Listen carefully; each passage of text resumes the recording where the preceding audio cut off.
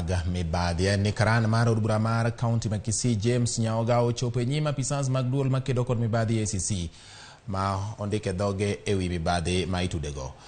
Manager mar ACC bade ma Kisii anokotiko yango ni Nyaoga ne odadhoge kum thuolo maromo dakika 30 ewi Mibadhi mar siling milion 1. Mibadhi no itudore gi limbe mare manotimo e gwenge mag India kod piny Uganda e nengo moeo siling milion 1. Unyise mondo mi obi oduog kendo gi oboke mamoko mane idwaro kod EACC. We expected the clerk still to come, and he has finally showed up.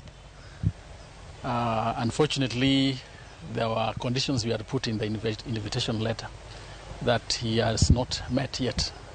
So we've asked him to go back and comply with the requirements of the letter before we can fully engage. We are dealing with issues of his foreign travel, and so we need to interrogate what records exist for those 2 trips vis-a-vis whatever is the allegation.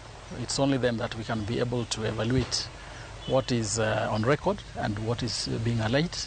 We'll be able to know the truth and the lie.